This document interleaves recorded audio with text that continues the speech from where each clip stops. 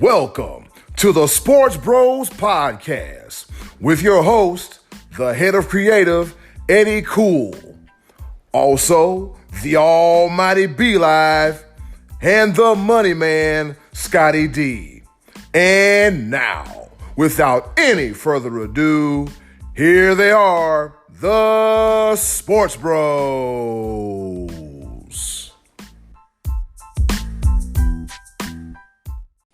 What's going on, world? This be your boy, the head of creative, the HOC up in this thing here at the SportsBros podcast, Eddie Cool. And guess what? We've reached episode number 9 of the SportsBros podcast. And as always, I'm flanked by the almighty B-Live. What's going on? What's happening? This be your boy, the almighty up in here. Another wonderful day, episode 9, man. This is awesome. Let's get into it, fellas. Let's do it. All right, and also, you can't forget the cowboy fanatic himself, the king of the king of the spicy hot takes, the money man, Scottie D. Hey, boys, it is good to be with you here today. Well, I thought I was gonna be able to do this podcast talking like a jockey, but it didn't work. Do you ever notice all the jockeys are really light and have really high voices? I think they're pumping them boys full of helium before they send them out there to ride at the Kentucky Derby. Every one of them. They all talk like this. I tried to pull the horse back going around the first time.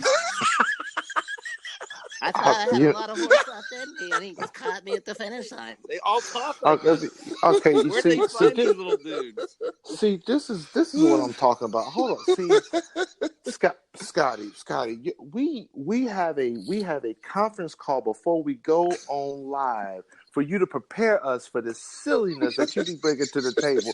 You want the shock and awe factor. That's what you want. You're a fool. Hey, you know what? Sorry, B-Live.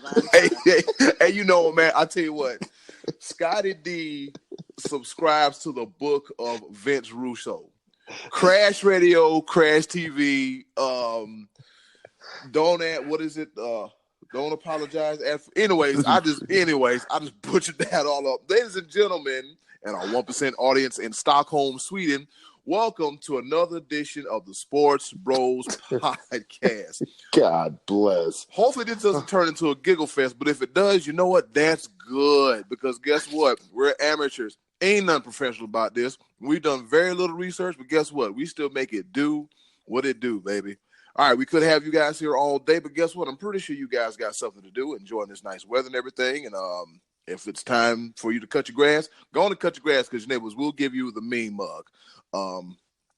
So aside from that, you know what time it is? We diving into the playoffs. Yes, the playoffs.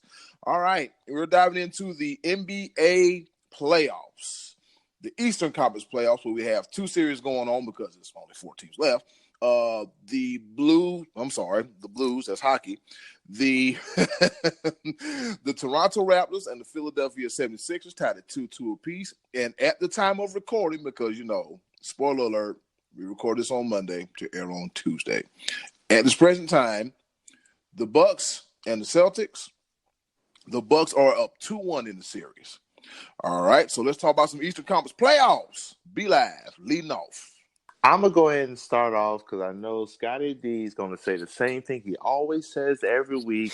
Golden State's going to win it all, blah, blah, blah.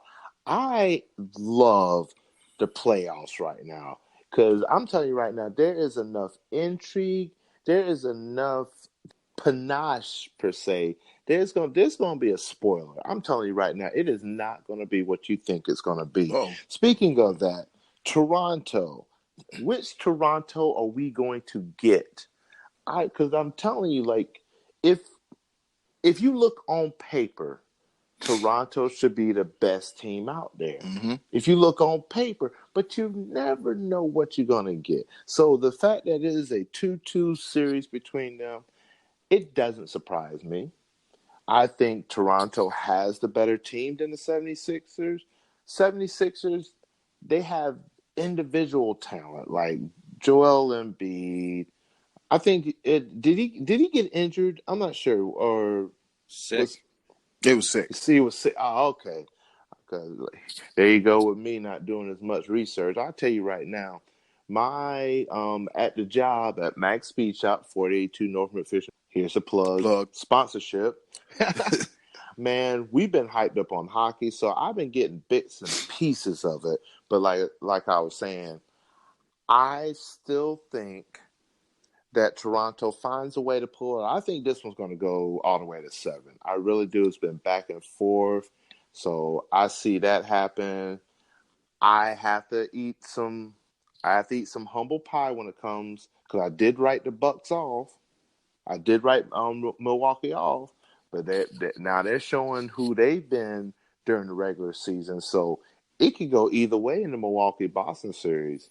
Like I think honestly those two teams are evenly matched. It's one of those things of which Boston you're going to get. So Milwaukee's bounced back, but I think very much so. I think this could go Game 7, and I'm not going to make a prediction. I'm going to let it ride. Gonna keep it as is. All right, Scottie D, what you think about these here Eastern Conference playoffs? Just to kind of address what he said, I didn't mean to. I guess I've been really dismissive of the Western Conference Finals. I still think it's going to be Golden State coming through, but there has been some compelling matchups out there. I mean, the Portland-Denver series has been fantastic. The game last night, Sunday night.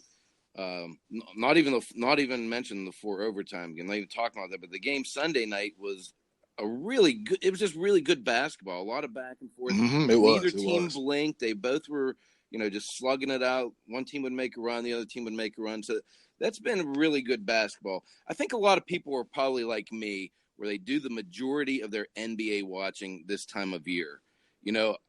I don't really get into NBA much until Christmas Day. And then other than, I watch a lot of Lakers games, but I don't watch a lot of, some of the marquee games. I don't watch a ton of NBA until playoff time.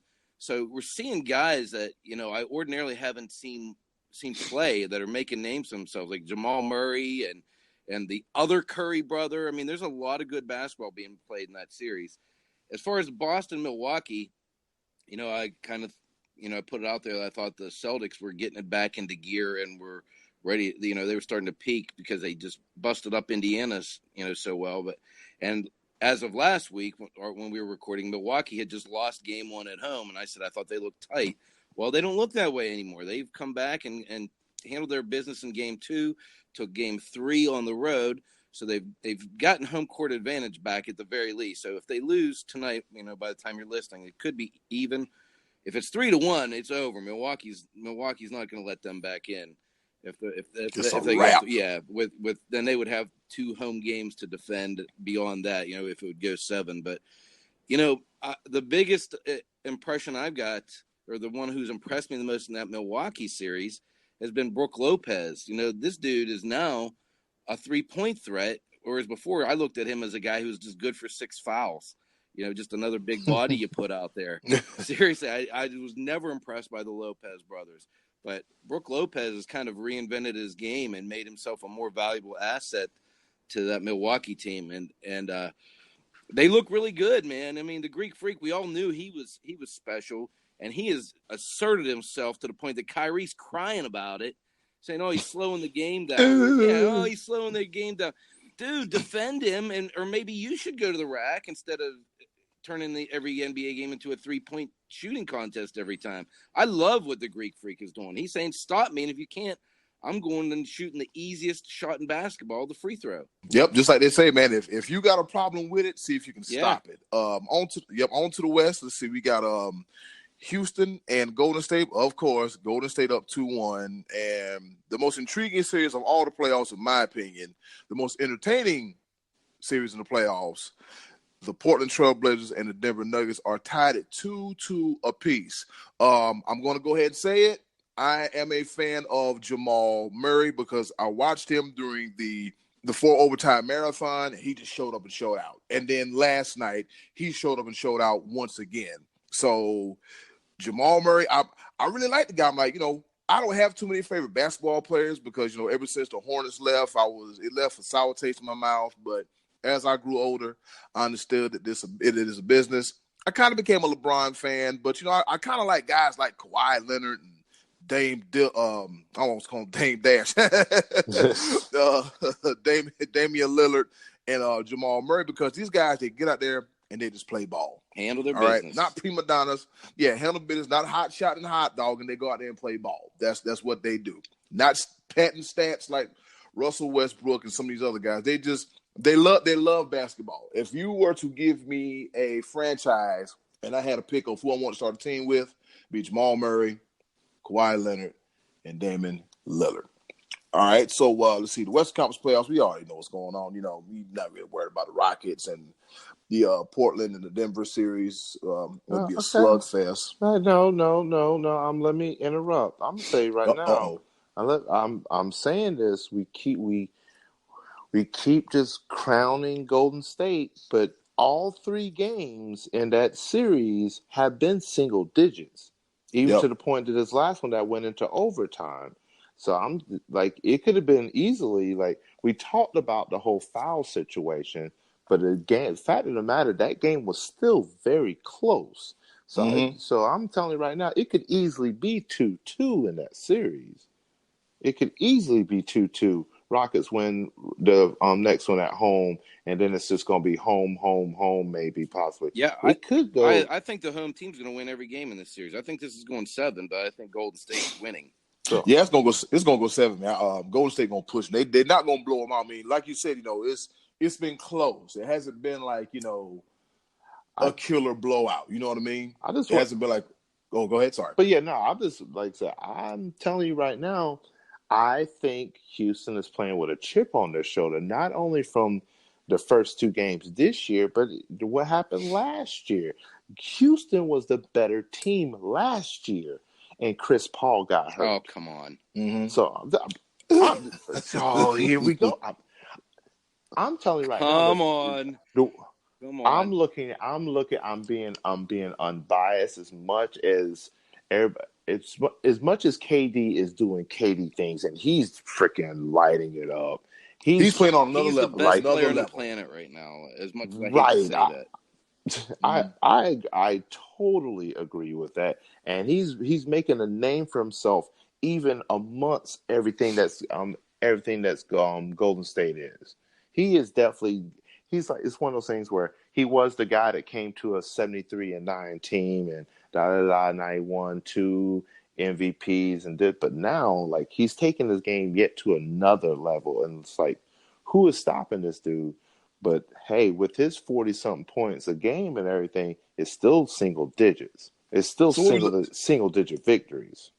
So we were looking at the NBA Finals. From the sounds of it, we got the Bucks and the Warriors in the finals. Is that possible? Is that potential? Actually, I think Warriors Bucks is probably. I mean, a lot of basketball left to be played. Don't get me wrong, but that's true. That's a safe bet. That's a safe answer. And have I ever been safe? No, I haven't. I've never been safe. That's why I've been dead wrong in some of these predictions. That's why I don't want to predict Game 7 in some of these, but I'm gonna still do it. Please predict the Rockets. Go ahead. Just do it. Please do it. Just go ahead and do it. Out of spite. And you know what? I want to out of spite. I really do. It's nothing against Golden State. Absolutely not. I'm not gonna be one of those haters. By no means. Game recognized game, talent recognized talent. It's just one of those things. When you got a chip on your shoulder, things just seem to go a different direction. And I don't know, like Houston found an effective way to either disrupt Steph Curry, to take him out of the game. So, I mean, Steph Curry's only been shooting 30% in this series. That's a pretty big deal. I don't know, is he able to turn it on that one game that is necessary? Or does Golden State turn into win by the 3, die by the 3? You just gave yourself your own solution, bro. You just said it. Said it. Kevin Durant has taken it to such another level that he doesn't have to. I mean, you don't have to rely on Steph Curry like they did pre-KD. Kevin Durant just scored 46 points, if I'm not mistaken, in that Game 3, and they lost. So hey, Congratulations. I just made my own counter argument. I'm arguing with myself, I guess. I don't know. On episode 10 of the Sports Bros podcast, Be Live versus Be Live. What happened Wednesday coming from the insane asylum as Be Live argues with himself and wins? Is that Johnny Moxley over there? Oh man. Well, I like to play devil's advocate. So I see it going 7 games. And I think somehow, some way, Houston shocks the world. And I'm going to tell you right now, I think it's going to be so great for the league. Maybe the league slides a little extra buck to the referee to give Houston some of them calls that they cry about the first couple of games. I said it. Shoot, I don't know. Hey, I have to admit, when I'm watching these games, I find myself pulling for Houston. I really do, just because, you know, like with the Patriots, you get sort of fatigued watching the same teams dominate every year. So I'm with you. I'm rooting for Houston, I guess, but I just think in the end it's going to be the Warriors standing on top of the mountain once again. Sorry. Yep, I understand both points where you guys come from. Just like you said, KD is playing like on an all-world level. There's been a debate about him being the best player in the world right now.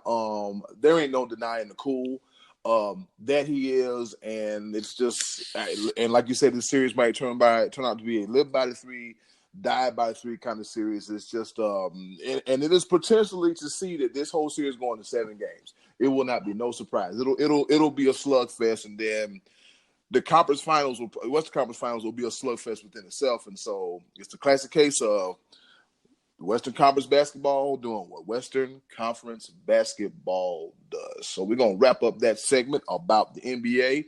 Now we're gonna slide onto the ice. See what I did there? Slide onto the ice. Well, I can't skate. But anyways. Hey, segue. So here we go. We have the NHL playoffs. It'd be nice to have like the background of the ESPN National Hockey Night played in the background, but I love our podcast, and I don't want us to get knocked for copyright infringement. Right. Hell, ESPN barely use it. You might as well give it to somebody who want to use it. All right. So in the Eastern Conference, the Blue Jackets and the Bruins. Blue Jackets and Bruins. The Bruins are up 3-2 in the series. All right. And, the Bruins are up there leading. And Game 6 is Monday night. Like I said, we record this podcast on Monday for Tuesday. So, tranquilo, pipe down. It's all good. And the Hurricanes bust out the broom. The good broom with the straws on it, everything, the good stiff broom. Yeah, they bust out the broom and send the Islanders packing back to Brooklyn, and they sweep them in the series. I'm telling you, right now, the Hurricanes are playing some of the best hockey in this year's Stanley Cup playoffs. I'm looking at these other games and other teams like, ain't nobody doing what the Hurricanes doing, all right? And they were the number 1 wild card seed, and they've advanced, and they took the Capitals to the limit, and they've also just beat the brakes off of the New York Islanders. And as you said a few weeks ago, Scottie D, could it be rest or could it be rust? Don't matter. Send them packing. Be live. Where you at on this one? Well, this is what I like the way that you plugged in the rest or rust, because now it's going to be Carolina's turn to ask that question. And I'm being unbiased. I'm trying to be a professional in this amateur environment. And I can't do it because I'm Hurricane. I'm a Caniac all the way, Storm Surge. I love it, love it, love it. And I'm just hoping that this wave of momentum that Carolina's riding, they're playing with such a passion that I need that passion to continue. Right now, I want to be in the locker room with them. Like right now, they're probably having an extra little cold one celebrating. But man, I'm telling you, the conference championship is going to be something. Watching a little bit of the Bruins, like the Bruins, Blue Jackets. The Blue Jackets, they did the improbable when they beat Tampa Bay. So right now, with them being they're the number 8 seed. Can you imagine right now? Can you imagine the 2 wild card teams being in the Eastern Conference Final? Can you? Wow. That would be something else. But they do have a tall task ahead. They got to win the next 2 because the Bruins are they're that blue collar. Everybody knows them. It's that traditional hockey franchise that everybody knows, and so it's one of those things. It's almost like an old school meets new school because heck, half the country doesn't even know where Columbus, Ohio is outside of Ohio State University. Columbus has a hockey team. What? Yeah, they got a hockey team and a soccer team, the MLS Columbus Crew. Yeah, I mean, so it's one of the things. It's not one of your traditional fan bases. Same thing as Raleigh, North Carolina. You're in the middle of smack dab college basketball, and then you got a hockey team. So it's one of those. The intrigue of that is very interesting. So I find myself sort of rooting for Columbus, but again, I want to see a Carolina versus Boston situation because I don't like the Patriots. I don't like anything from the Northeast, the New England region. So guess what? Let's get it. Let's go Hurricanes. But I'll tell you what, it might give me a reason just to, I don't know, buy a ticket and go back to the New England region and be in there with a bunch of jerks. All right. I'm just saying because, cat's out the bag. I lived in northern New Hampshire, which is part of the New England area region of the country for 4 years. Boo. But you know what? Tried and true. I always remain about my Panthers, my Braves, my South Carolina Gamecocks, Boo. and for sure my Hurricanes. Now see, here you come, Scottie D. Your turn on the NHL playoffs. I'm gonna bust you up. I'm sorry. Are we still talking about hockey? You know what? I thought you left the damn recording at one point. I was like, what? We're still talking about hockey. I mean, the Penguins lost, so what do I care, man? Saturday night, on tail over here. The Bruins played whoever they're playing. Columbus. They're playing Saturday night. I've got a killer episode of Shark Tank on. I mean, oh my God! Good for you guys. I know you're Carolina fans. I like Jordan Stahl. He helped the Penguins win the Stanley Cup. So good for you guys. I'm happy for you, but I don't care, man. I'm supposed to be more professional, but again, I'm not getting a paycheck, so I don't care, man. I don't even know who's in the West at this point. Is Calgary still in it? They still play? No, they lost to They're Colorado. Out, okay? I don't care. The Penguins lost. I'm watching baseball, man. I tell you what, when the Stanley Cup wraps up, I'll catch you guys up on baseball because I'm watching baseball now. Penguins are out. It's baseball season, baby. Yeah, that's how it is, man. Your team loses, you keep rolling right along. Speaking, go ahead and be like. I just gotta ask, just for the sake of, who is your baseball team, Scott? Pittsburgh Pirates. Oh dear God! I do have to say I've always been a Yankee fan too, but it's the Pirates are primarily my team. But I am. You can't do that. Can't do what? You can't have 2 different baseball teams. No, I give it to him. He has two favorite baseball teams in 2 different. I beg your pardon. So I can do whatever I want. Whoever I want. No, that is sacrilege. I bet Yankee hats and Pirate hats, but if they play each other, I root for the Pirates. I'm a Pittsburgh guy. So I root for the Pirates. Yeah, I'm gonna say it because this we're going off script. I don't even care at this point. So you're telling me somehow you're a New York Yankee fan and a Dallas Cowboy fan? You just going with You were just the stereotypical type person, just going with the best team at some point in time. The best team? Well, I'm from Pittsburgh. The Steelers have the most Super Bowls of anybody in the league, and I don't root for them. So I wouldn't say I'm rooting for the best team. The Cowboys have, in case you haven't been following, have not been winning a lot of playoff games in recent memory. So I wouldn't say and the Pittsburgh Pirates have set the record for the most years of consecutive losing in any sport.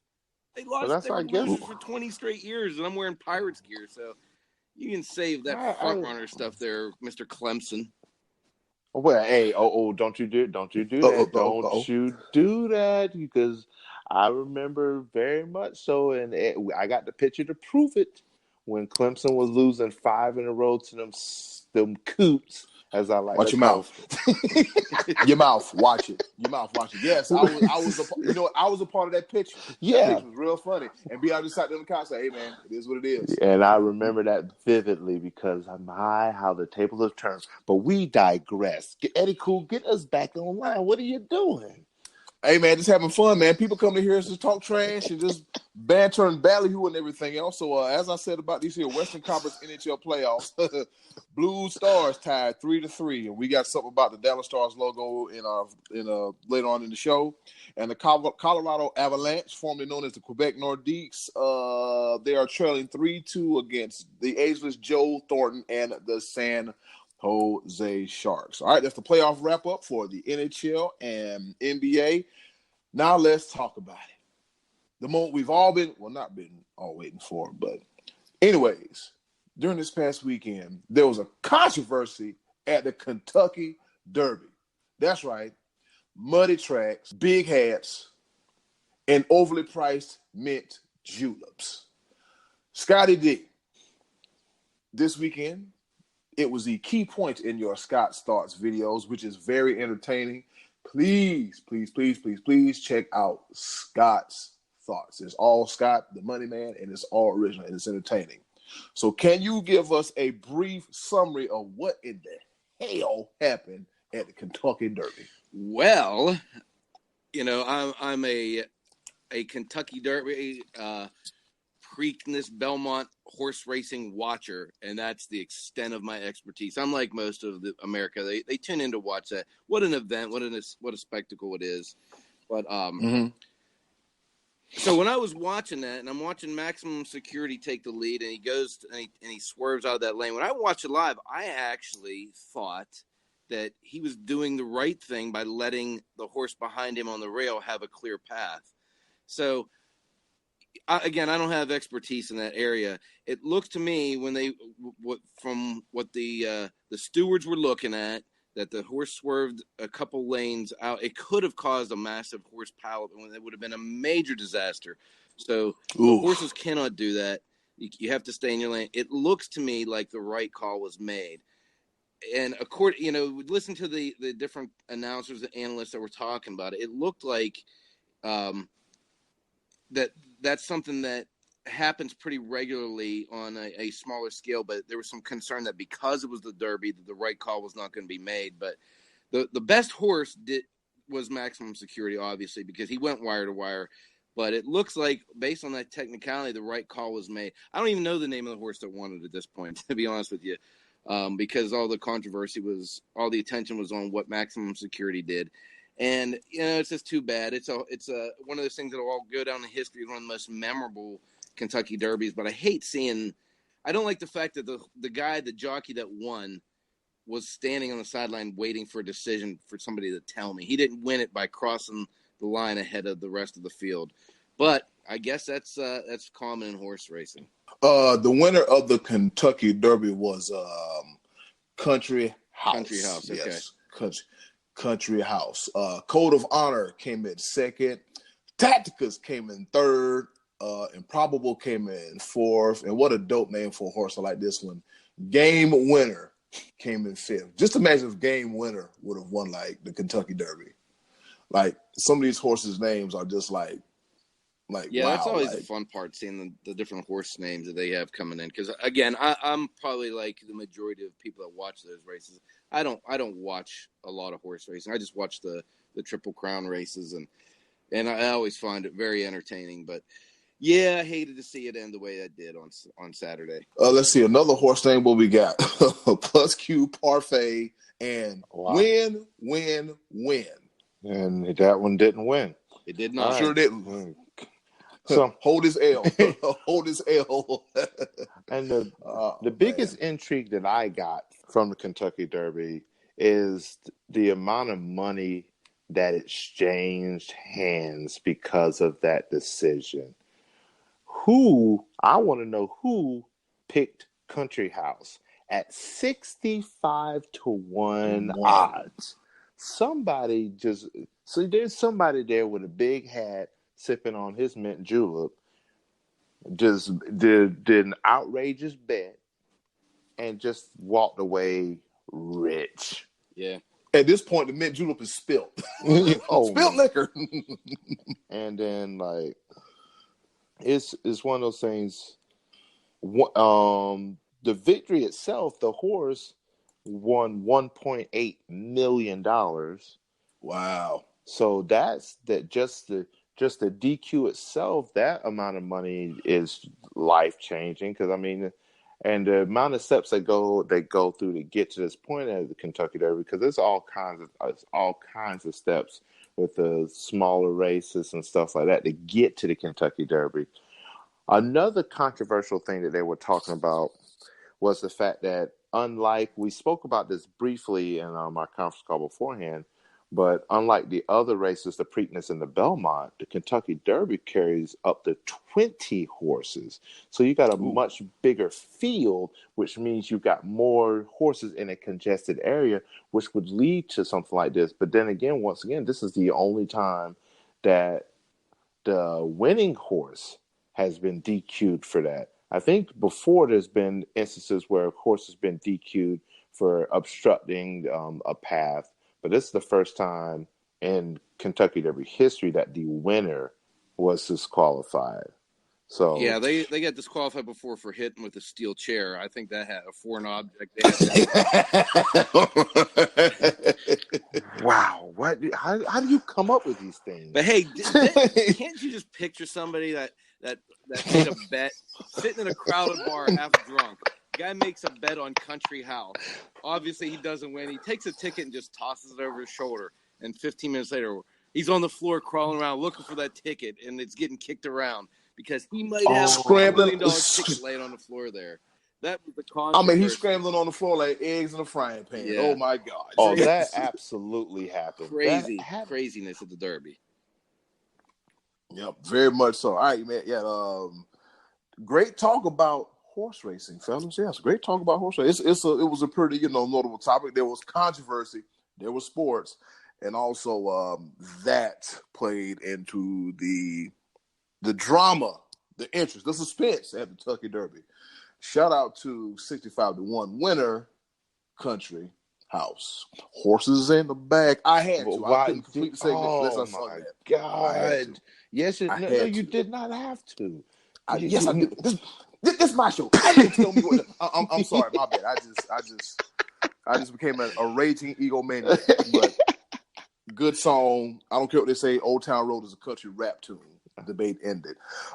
Speaking of debates, we got a good one here. The listener section. It is fully loaded. But before I go any further, I want to share with you guys. Next Tuesday, I will be starting a new class. And guess what the name of the class is? Sports Law. Nice. Okay. Yep, Sports Law. That way I can have that under my belt and, it'll be talking about things like contracts and all kind of riffraff, all that sports related stuff. And I can, and for sure, I've been shilling the hell out of the SportsBros podcast. Nice.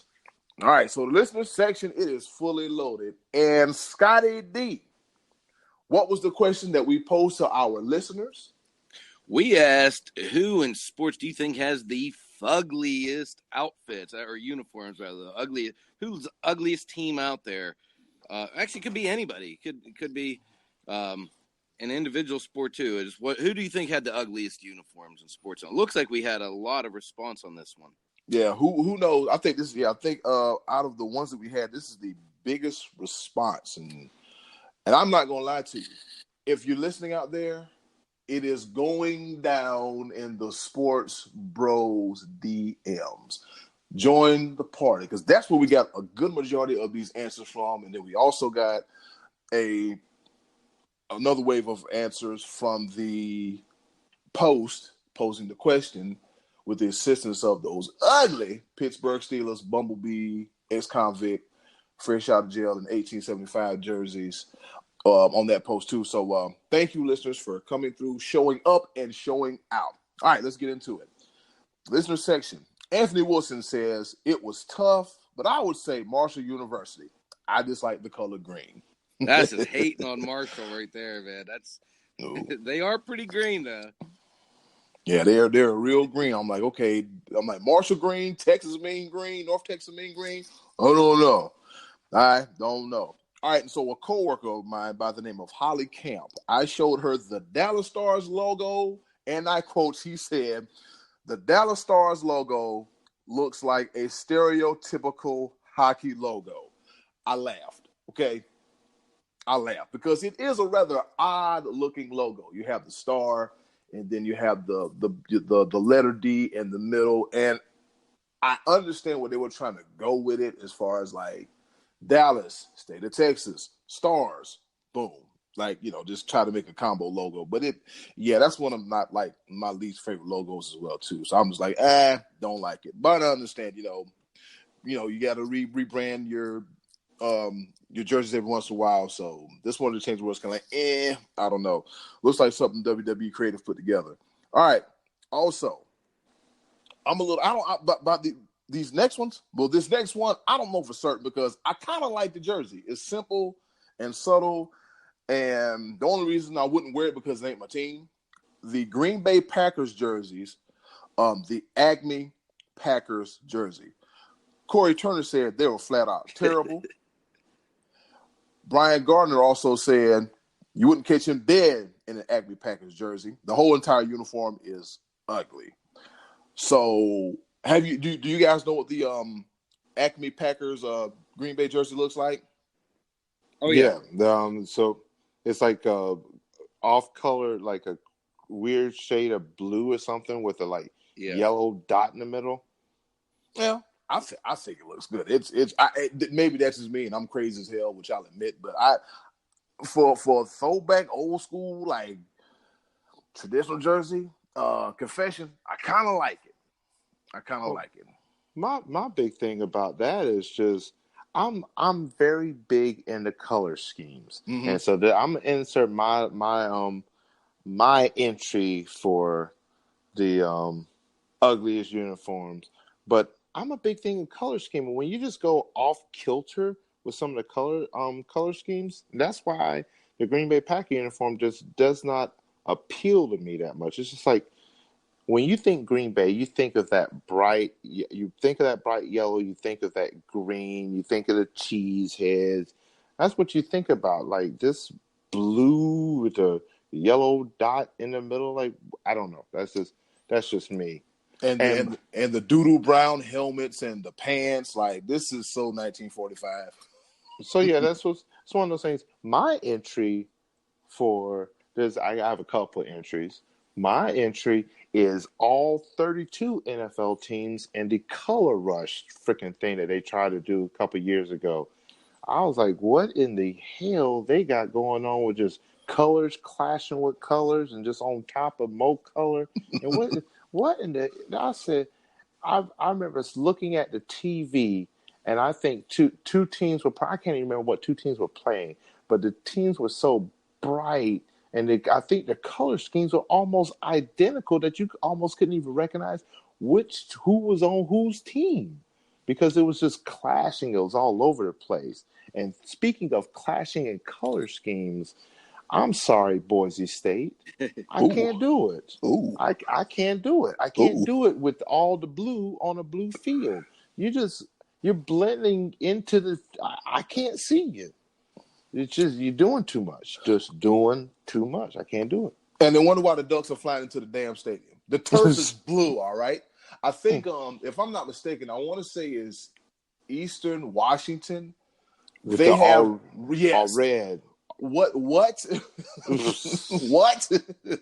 Not only Eastern. See, in Eastern Washington, Boise State, I think at least is original. Eastern Washington, you just decided to do that on a whim just to be something? Yeah, they probably sat there like, okay, y'all doing blue. Hey, over here, we going to rock red. We riding red over here. Yeah. We going to do red. We going to do red. Let them do blue. We going to do red. I'm just trying to figure out, like, I won't be surprised if you see Oregon do like a yellow field, which they bet not do. I will throw something, and they bet not do no yellow field. Well, Oregon's already off the top with their basketball floor. I don't know that they're doing a lot with their basketball floor, but I'm distracted when I see that. I'm distracted when I see that. All right, so Jake Brown. Hey, we got a newbie. Shout out to Jake Brown. Jake Brown said the New York Jets throwbacks, and in particular the New York Titans, when they were the Titans uniforms. It's kind of like, what the hell is this? It's like, it is what it is. So, my returning participant, Eli Kavanaugh, said the Eagles throwbacks, and you guys know which Eagles throwbacks he's talking about. The powder blue and the mustard on the beat yellow. Like, I don't know who put that together, but the combination of sky blue and yellow don't go together.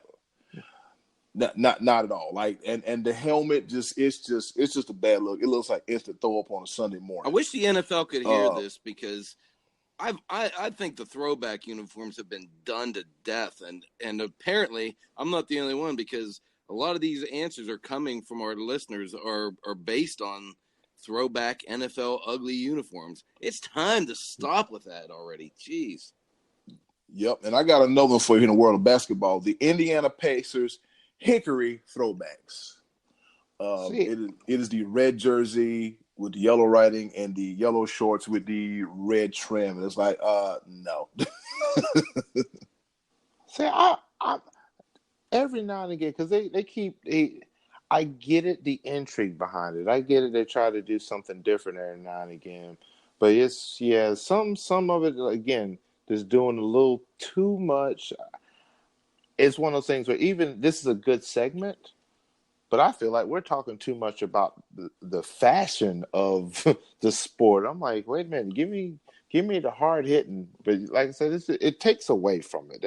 That's just my opinion. Give me my traditional colors. Give me the alternate uniform. Give me one alternate uniform. Give me my Carolina Panthers with the blue, with the black trousers, and let's get it. Give me one alternate uniform. We can go with it. I don't know. Yeah, that's it. All right, and Be Live, you know this fella. His name is Samson. Yes, sir. That's my boss man. Samson. Now I'm gonna let you pronounce Samson's last name because I don't want to butcher it. I can pronounce it, but it's one of those things. That's what he goes by. He goes by Samson. That's just pretty much it. He even has his business card. I'm gonna throw it out there, boss man. His business card just says Samson. It doesn't say his full name. It just says Samson, general manager. So we're just gonna go. We're gonna stick with Samson. And yeah, this who's he got? The Mexican. He's got the Mexican national team with I don't even know how to describe this. We might have to go to video footage for this. If you want to see the picture, you have to go to our Facebook like page, because this is he said the uniforms were designed by the worst casino chip artists in all of Mexico City. And that is a pretty good, I mean, it looks like a combination of a shuffleboard meets roulette meets like a deck of cards, and it's just wrong. It looks like a WCW Jim Herd creation. It's just horrible. And the guy's like, "Hey, I'm just happy to be here. Dude, you're here for your country," but you're looking at your jersey like, "Man, come on, man. Are you going to make us wear this? Like, we are grown men, right? We do have feelings and opinions, and we don't like this." And I'm thinking like, okay, you see the traditional, Mexican colors of red, white, and green, and this is just a hodgepodge. I don't know where the hell blue came from. I want to say that's the goalie's uniform, hopefully. It's possibly, but because I'm trying to look at the gloves. Like, yeah, he's got gloves on, so it might be the goalie, but still, why? Yeah. Just who in the world? What? You know what? Screw it. Oh boy, here we go. Wednesday. What happened? Yeah, what happened? What happened? But yeah, so shout out to the boss man. with that, because that's pretty god awful. Samson, I'm coming by and get one of them good old burgers and some of them good sweet potato fries. All right. And Kyle, last but not least, Kyle Pontingo, a.k.a. Stat Guy Kyle. The San Diego Padres throwback jerseys, and I had to get, which specific ones, the pinstripes or the doo-doo browns, and he said the doo-doo browns, all right? And then the 1972 Cleveland Indian all-red jerseys, and, of course, the highlighters, the Seattle Seahawks lime green color rush. I think it was the game that I saw. It was like the New York Jets and the Buffalo Bills, a.k.a. ketchup versus mustard. Right. Plain on relish. Yeah. Oh, that was horrible. That was definitely one of them. Like, oh, my God. Color rush is tragedy. Yeah, I understand. B Live is seething over there, but I understand the whole. I understand the whole. Like, okay, let's figure out how to get some more money out of them. I got an idea. We gonna make these loud uniforms, and everybody gonna buy them, and we gonna put them on TV, and it's gonna be ketchup playing mustard on a bed of relish. Did anybody, listeners, please respond. Did anybody buy one of these color rush uniforms? I promise you, I didn't even think about it. It was, oh my, and I really like my Carolina Panther colors, but just seeing it just all just one color and just, yeah. Oh, I'm sorry. You know what? I'm looking at a highlighter in my office right now that is the exact color of the Carolina Panthers color rush uniform. Let me see what I got over here. A yellow one. So this could be the Rams or what's another yellow team? The Rams or whoever else / Seattle. Let's see what I got over here. Orange, Denver. Oh my gosh. Speaking of ugly jerseys, I'm going to go ahead and get into that right now. The Denver, and this was another one that was mentioned on the by listeners. The Denver Broncos throwback with the doo-doo brown, okay, with the doo-doo brown helmets, the yellow jerseys. Oh, yeah. The doo-doo brown lettering, and those horrendous, what is that, a banana split candy cane sock? Is that what you want to call it with the brown and the yellow? It's just, just Eli Kavanaugh, thank you again for that. Yeah, I mean, I appreciate this, but going through just looking at some of these things, it hurts my eyes. And then, I'm sorry, we definitely missed one. It really was more of a joke, but quick shout out to Michael Davis. Mike D.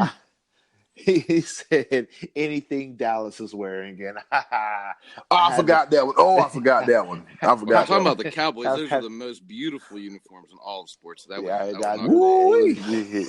silver helmets, blue stars, the navy blue jersey. Oh, beautiful, beautiful jerseys. Okay, sir.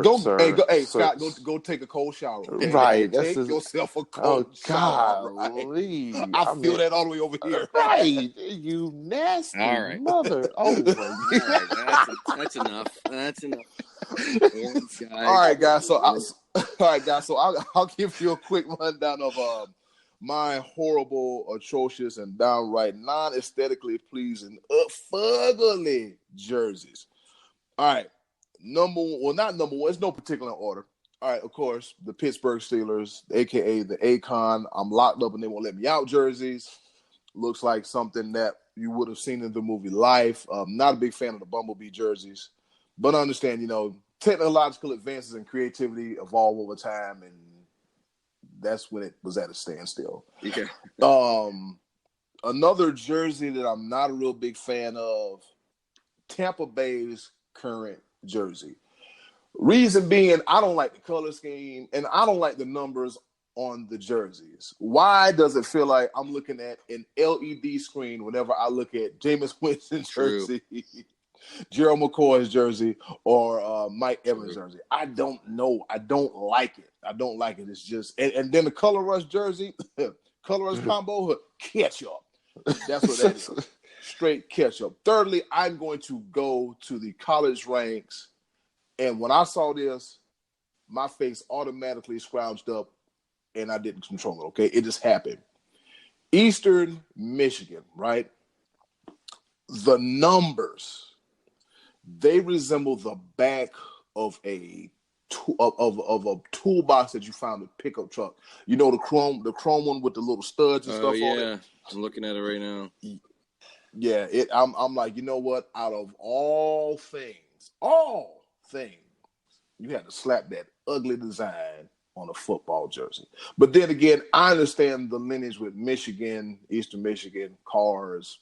I got it, true. But it's not a good look. Scottie D, who you got for the world's ugliest jersey? I love the mention of the San Diego Padres, because they have had forever had a hard time figuring out what to look like.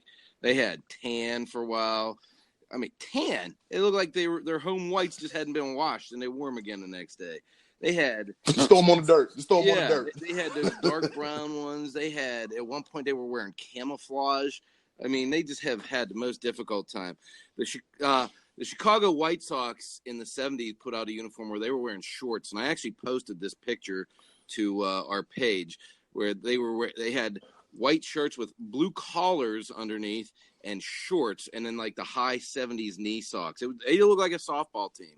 So that was pretty Daisy bad. Dukes. A girl Kristen at my gym mentioned the Astros of the 80s. They had kind of like the various oranges, like orange schemes going around their midsection. But my personal, and I'll probably get a lot of pushback on this because I think some people actually like this, but the one that I really do not like is Penn State football's home white. There is nothing to those uniforms. What could they possibly wear to practice in?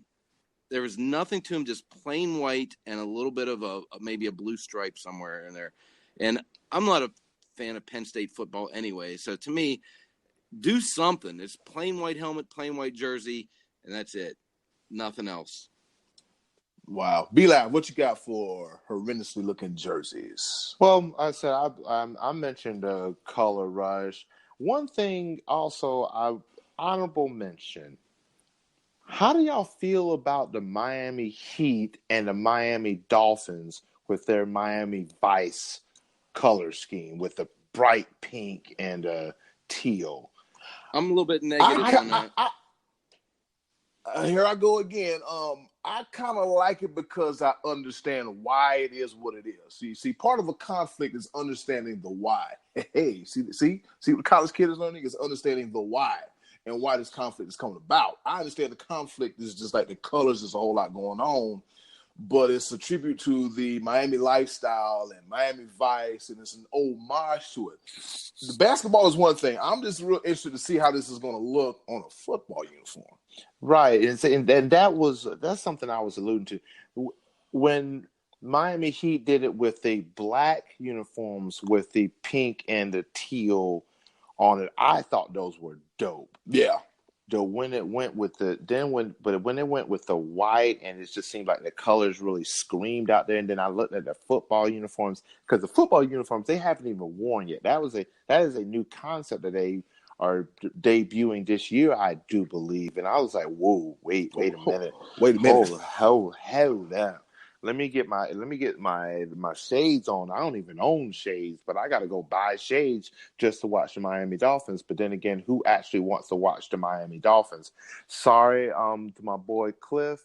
Yeah, I'm just, and I know there's a couple more Dolphin fans out there. What am I watching for? What am I looking for? Oh yeah, that's right. I'm looking at Josh Rosen, crybaby behind. So I'm sorry. Did I? If you want to see how B-Live feels about Josh Rosen, check out last week's edition of What Happened Wednesdays. And the thing about it is, I'm just so glad I didn't even have to say much. Grow up. But Steve Smith said it best and had that "knuck if you buck" in the background. I was like, oh, get it. See, I digress. I was like, wait a minute. Is it 2004 all over again? What? The greatest year in the history of ever? All right, so shout out to Anthony Wilson, Holly Camp, Corey Turner, Brian Gardner, Jake Brown, Eli Kavanaugh, Sampson. I'm going to call him Samson. Yep. Kyle Ponce-Tingle and everybody else that participated in the listener section of the SportsBros podcast. If we missed you, we'll try our best to include you as soon as possible. But right now, we ain't got time for it right now. So as we're nearing the end of the show, it ain't the end of the show quite yet. Yeah, let me put out a topic for next week here.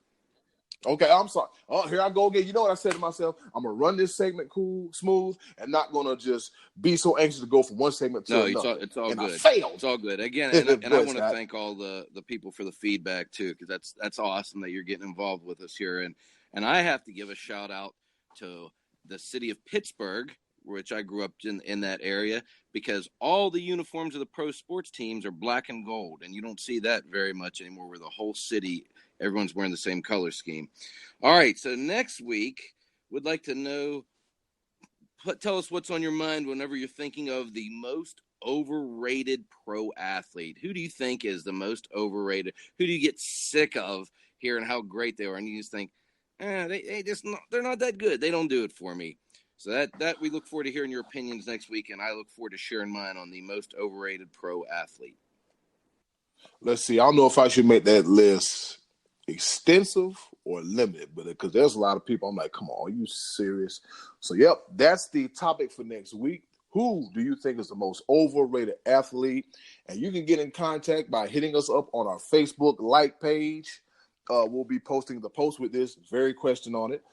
Also, as we told you earlier, dive into them SportsBros DM. The SportsBros like page DM. Dive into there because there was all kind of activity in there this weekend. I love it. And yeah, just follow up in there. All right. 1, 2, 3. No, I'm not counting the pinfall. It is a round of pepper. In case you're a brand new listener, this is how we do it. We select 3 topics. We keep it quick, short, get it out the way, in and out. And we are going to start, and let's see, flip a coin. I'm not flipping a coin. I'll start first. My first pepper point is wrestling related. Can we please stop the CM Punk? CM Punk. Okay? CM Punk. CM Punk. I call the personality.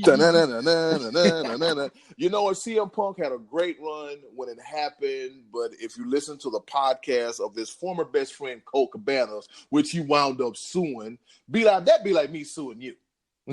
Oh boy. Yeah, that'd be like me suing you. Like, what am I going to get out of it? Like, yeah, you got the guy that was grumpy with the WWE of how they treat him, everything. Rightfully so. If you know a story about him getting married on the day he got fired, he had to wrestle with a staph infection contusion on his elbow and everything, and how Vince and Triple H were like, you know what, da-da-da-da-da. I get it. And then he tried his UFC endeavor, and we see how that went about. So now CM Punk is, with his notoriety, he's making money off a comic books appearance, Comic Con's appearance. He might pop up at a wrestling event, but highly unlikely you might find him in the ring. A few weeks ago, they said in Wisconsin he was at an indie wrestling show, throwing a go to sleep under a mask. Hell, we don't know. But look, as of right now, stop chanting this man's name, okay? He ain't coming back. His wife ain't coming back. Get over it, okay? It's over with. It's done. Probably 10 years down the road, he might come back, but as right now, the wound is still fresh. He ain't coming back. And I think y'all need to let it go. All right, Scott, I'm going to throw it to you for your first pepper point. All right, this past week was quite a week for CC Sabathia. On Wednesday against the Diamondbacks, he got his 3,000th strikeout, and that puts him in elite company. He's actually only the third left-hander to do that after Randy Johnson and Steve Carlton. And then on Saturday, he showed up at the ballpark for Star Wars bobblehead giveaway day, dressed up as Yoda. I don't even think the fans knew who he was, but there was a huge Yoda at the gate. So when you're coming through, that was CC Sabathia. So I thought that was an awesome week for CC. Shout out to CC. Be Live, over to you. All right. And guess what? My favorite topic. Clemson football. What? Oh, man, oh, man. All right. Wow. Surprise, surprise. But I'm going to try this out. I've been practicing. And here's the moment of truth. Oh, Lord.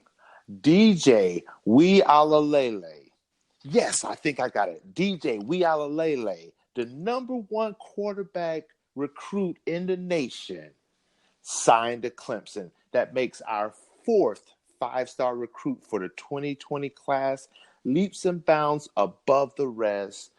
An embarrassment of riches. An embarrassment. We too deep 2020. Oh, man. Love it. Yes, sir. I know it's kind of early for college football predictions, so you think we're going to see Clemson and Bama? This will be what? Clemson, Bama through 4? 5. Ooh, yeah. You think we're going to see Clemson, Bama 5? Yes. You know Yes.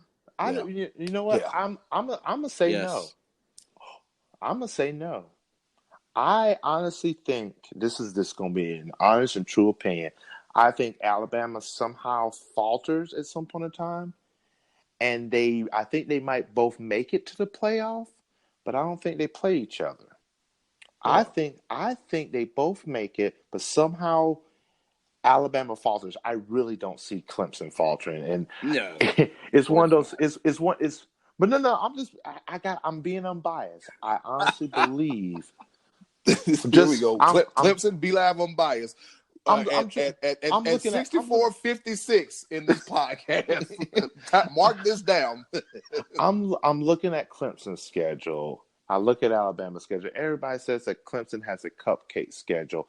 I'm sorry, because we just decided to become better and better and better, and everybody else decides, oh well, what are we gonna do? Hey, so do y'all play Wofford and Furman this year? No, that's the thing. Like, once again, our schedule already will have 2 SEC opponents.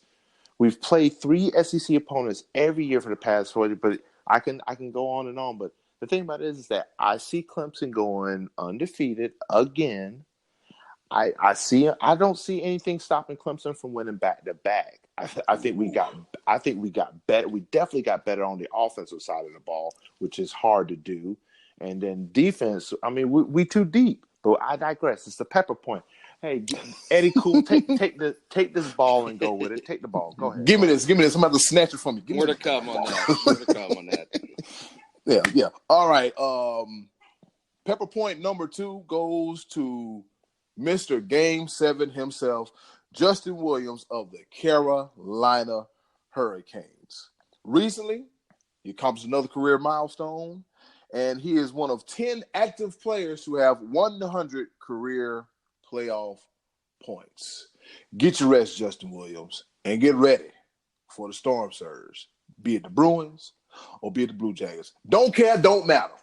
Ask the Islanders, ask the Caps. I'm going to throw this to Scott now. Just be like hog the damn ball. Give me, move. Here you go, Scott. In 2016, Cleveland sports finally got a pro championship breakthrough, and it was before the Cavaliers won the title.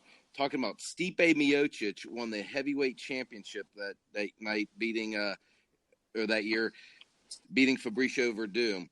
Since then, he has lost the title last July to Daniel Cormier, and for the past year, better part of last year, we've been getting a hype between Cormier and Brock Lesnar. Lesnar is finally going to retire and get that topic out of the way, and Stipe Miocic is going to get his rightful rematch against Cormier in August. And I can't wait to see that fight, because those are 2 big-time heavyweight athletes. And the first time, Cormier knocked him out really, I think early in the second round, but he owned him. And I think Stipe being prepared is going to be a great rematch. Good. Be live, back at you. All right. I'm gonna try this out. This is not about Clemson. All right, I'm gonna try this out. Yes, progression. The XFL 2020. They have picked up television rights from ABC, ESPN, and Fox Sports. Wow. Ooh. So on the major sporting networks, where the Alliance was on the NFL Network, they did have CBS. I thought it would have been enough. It wasn't enough, but maybe Vince McMahon gets it right this time. I don't know. I think it's a good start to have it on the ESPN family of networks. and Fox as well. So we'll see. We'll see what happens. Wow, he's going to have 2 products on the Fox network, SmackDown and the XFL. Doing big things. And they're going to All drop right. them. As soon as those ratings are going to go down like a fat boy on a seesaw, and they are not going to be sticking around much longer than the Lions did either. I'm telling you. Bad football. Now, Scottie, do you talking about for XFL or for SmackDown? You had an interesting take before the show, but we got to save that for later. I should have hit the record button. Man. All right, so 1, 2. Okay, third pepper point goes to Carolina Panthers legendary future Hall of Fame wide receiver. Yeah, I said it. I don't care. Steve Smith for keeping that same energy on a radio interview about Josh Rosen. In case everyone didn't know, Josh Rosen already had a wonderment cloud ahead of him because of his ethic and his how he carries himself on the field at UCLA. The Cardinals got a strong dose of it. Miami, you're up next. All right, who gets the ball next? Scottie D, there you go. All right, one more quick point about UFC. I watched Ali Quinta take on Cowboy Cerrone this past Saturday. And if you ever watch a cowboy fight, you get your money's worth every time. That dude just swings for the fences and puts on great, entertaining fights. And after the fight, he called out Conor McGregor. And I actually think that'd be a good fight for McGregor because he's a more of a stand and brawl kind of opponent. And I think that'd be a great fight. But Conor, come on, man. Get back into the octagon. Let's see you take on Cowboy Cerrone. Hopefully we get to see that fight very soon. Good. Cowboy, baby. All right, Be Live. Here we go. Boom. This goes to you to close it out. All right. Well, we talked about the Kentucky Derby and the controversy and the objection and the disqualification. But this story is far from over because Maximum Security and his owner are they're going to fight this tooth and nail, so much to the point, and I'm going to do a little bit more research on it, that Maximum Security is not going to race in the Preakness, which is I do believe is a couple weeks away, but he is not going to race in the Preakness, which I mean just it's a big money draw and everything, part of the Triple Crown. But I guess it's one of those things. If you don't get one part of the Triple Crown, why not? So I guess it's going to be a fight. We shall see. As much as everybody cares about horse racing, I'm intrigued. And a side pepper point. Robert Kraft, I still ain't forgot about you. You are not off the hook. Robert Kraft, I'm telling you, you will be mentioned. I'm not letting the world forget about you and your antics and your prostitution ring and everything that you got going on. You and your 39-year-old wife. It ain't happening. I'm not letting it go. I'm all right. You know what a cool name for a horse would be? CM Punk. CM Punk. Oh, boy. All right, so we touched all the bases around the horn, from CM Punk to Robert Kraft to the horses in the back. I did it again. I'm sorry.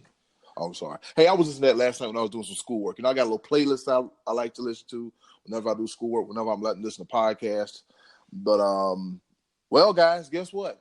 This is the END. No, not the Sportscast, but podcast, but the end of episode 9 of the Sports Bros podcast. Fellas, we've made it all the way to episode 10.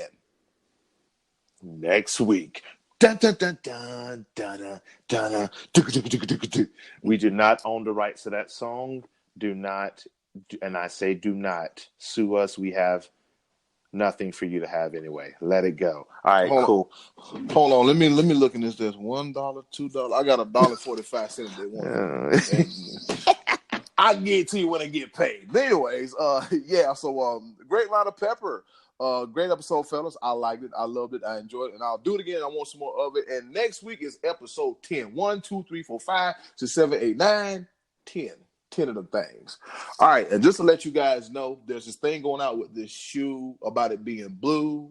of being pink. Nobody cares. The Why shoe would is- you even bring that up? Look, I made a video of it, okay? Okay? 12:30 at night, I'm tired. I'm tired of people telling me that I'm crazy. You are crazy. I admit it. The shoe pink, and we're going to move on, all right? We're going to move on because Scottie D got stuff to do. I got stuff to do. Be Live, you got stuff to do too. Oh, all yeah. right. Episode 10 of the Sports Bros podcast coming up Tuesday. That's right, Tuesday. Be Live. Let everybody and their mama and them know how they can reach you. Well, you can reach me on Instagram and Twitter. This be your boy, Be Live, no I, so THSBEYABOYLIVE. Icky. That's how you can find me. You can find me a lot on Facebook, either via our Sports Bros like page. I can't talk today. All right, cool. A lot of stuff going on there. You can find me. My name is Brian Livingston. If you want to look up a brother and send me a friend request, I might not know you. You might be a bill collector, so it might not happen. But but I want to do a quick shout out to one of the best bands in Fayetteville, North Carolina, Lotus Sun, with their rendition of Color Personality, that CM Punk's theme song when he was in the WWE. I had to do it. But, man, they're an awesome band. You can come see them on Sundays at Max Speed Shop here in Fayetteville, North Carolina, man. We keep the party jumping. Thursday and Saturday nights, we have live music as well, starting at 8. Come and see your boy at Max Speed Shop. Come see me on Facebook, Instagram, Twitter. We are the Sports Bros Podcast. Talk to them. Oh, y'all got a live band there on Sundays? Oh, I'll be home soon. I know I'll be on Sunday. Scottie D, where can everybody reach you? Well, you can catch me riding Country Horse at the Preakness in a couple weeks. I'll be going for the Triple Crown. You can catch me on Facebook, Scott. I can't do this. Scott Donnelly, Donnelly on Facebook. Thanks for listening. And don't forget, 2-0 for Instagram coming soon. Oh, I got to pull it together. All right. Of course, you know, this is me, the head of creative, the HOC up in this thing, Eddie Cool. You can reach me on all kind of social media platforms. Be Live, let's not forget to plug the Sports Bros Twitter profile. You can check us out at Sports Bros PCast. That's it. SportsBrosPcast, and we'll be on Twitter as well too. Also, you can catch me just posting all kind of stuff on the Sports Bros Podcast Facebook like page. Hop into them DMs, talk to me, let us know what's going on. You can catch me on Instagram, Cool Season, all one word. That's KOOLSEASON. Snapchat, for those of you that still use it, other than the filters. Super Cool 5000. That's the word Super Cool and the number 5,000. And I'm on Facebook profile. Name is Eddie Cool. Cool ain't my real last name, but I'm not going to let a lie get in the way of a good story. R.I.P. to Dusty Rhodes. All right. With that being said, this is another edition of the Sports Bros Podcast. And as always, do something nice for yourself. And if you can, do something nice for someone else. They'll greatly appreciate it. This is the Sports Bros Podcast. Thanks for listening. CM Punk. Yes, sir. Take care, y'all.